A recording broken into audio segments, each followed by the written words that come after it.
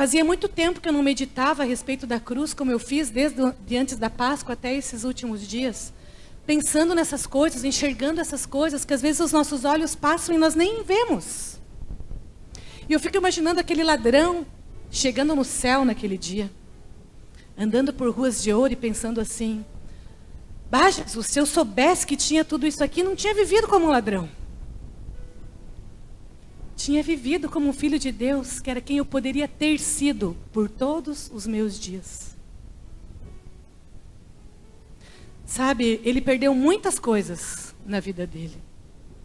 E talvez porque ele tenha perdido muitas coisas, você possa olhar para isso e pensar: eu não preciso perder.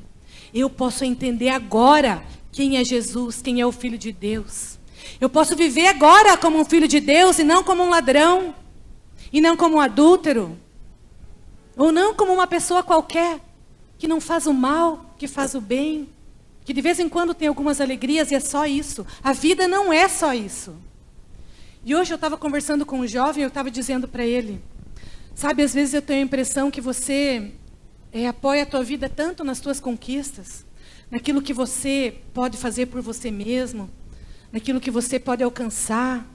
E às vezes você acaba deixando de buscar o Senhor como você deveria, com a intensidade que você deveria. E você começa a viver como se você fosse qualquer pessoa. Sabe, você não é qualquer pessoa e você nunca vai ser, porque Deus escolheu você. Porque Deus colocou os olhos em você e disse: você é meu.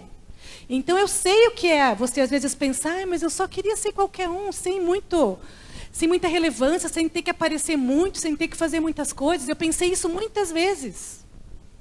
E eu levei muito tempo para vir aqui pegar esse microfone sem passar mal. Sem todo final de culto alguém vir aqui dizer para mim: pastor, tua palavra até é boa, mas você fala tão rápido que não dá para entender nada quase.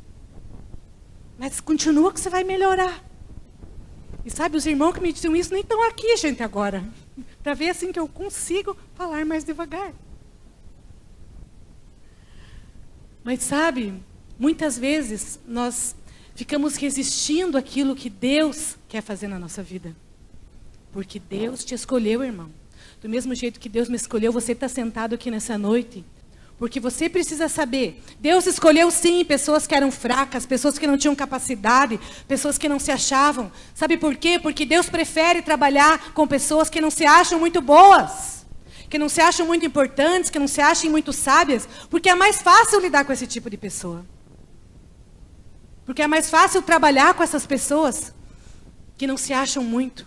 Porque a palavra de Deus, de Gênesis e Apocalipse, diz que Deus resiste ao orgulhoso. Mas Deus honra aquele que é humilde. Tem tantas promessas para aqueles que são humildes. E o que é ser humilde? Jesus nos chamou para aprender duas coisas sobre ele. Duas coisas. Apenas duas coisas. Ele disse: aprendam de mim, Mateus 11, que sou manso e humilde de coração. Manso é alguém que sabe ser liderado, que se sujeita à liderança de outra pessoa sem resistir, que tem poder para colocar outra pessoa no lugar na hora que ela quiser, mas ela escolhe ser humilde como Jesus, escolhe ser mansa como Jesus.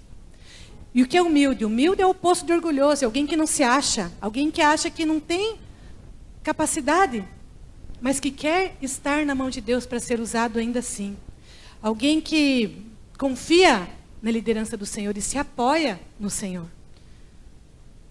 Alguém que não pensa muito sobre si mesmo. Que não é nem inferior, que sente que não presta, e que nem é superior, que vê todo mundo lá de cima.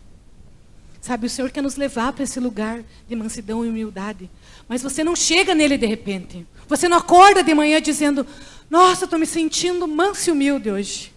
Nós precisamos intencionalmente nos colocar nesse formato de mansidão e humildade. Intencionalmente.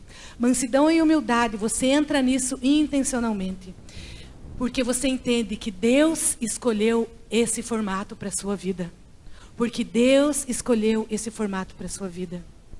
Porque Deus enxerga você.